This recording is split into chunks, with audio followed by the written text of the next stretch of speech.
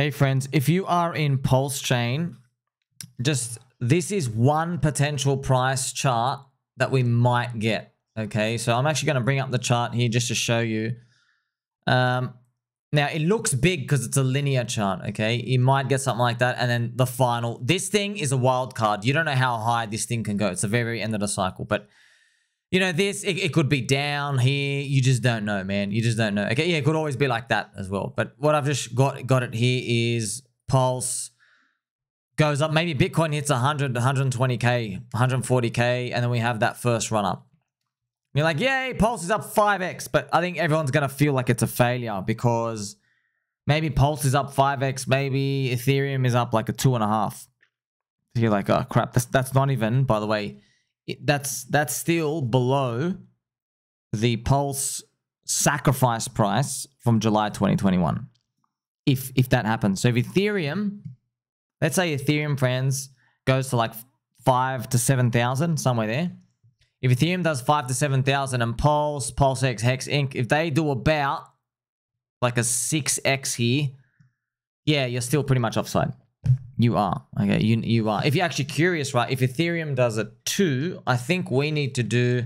So if Ethereum does a 3, we have to do like a 9 to get break even. We got to be up here. Okay, 5x, stay 1 sec.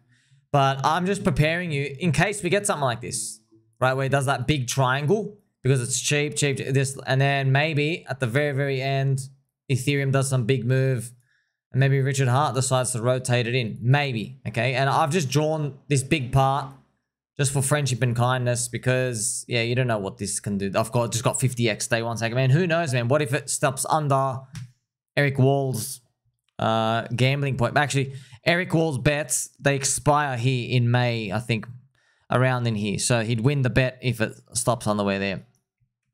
So I just wanted to keep you informed with that. There is a potential scenario. So if you're in altcoins and people are throwing stuff around next year and you move to other chains or whatever, the PulseChain thing's probably not done. That's what I'm saying. But it's a big risk, man.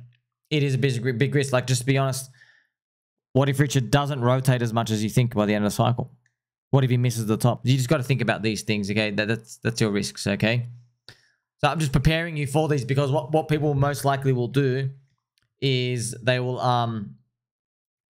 they might see PulseChain lagging compared to maybe like other chains and other coins do amazing and PulseChain's lagging and people might give up on it. And this might be a big rinsing. Okay, so just preparing you for that. Obviously, I want us to just pump up vertical straight line, but I think everybody's been beaten down with expectations because they know the change is way too heavy in terms of like being able to just thrash up. Yes, but if there's magic, friends, if there's magic and when there's magic, it happens in the year after the Bitcoin halving. Okay, so don't worry about anything that happens this year, man. It's just don't worry about it. People buying, people selling, trading around, just literally just ignore it. Okay, just ignore it. The magic is next year. It's the year after the Bitcoin halving. And it's so magical and it's so explosive that it's worth the wait. So I guess we'll find out.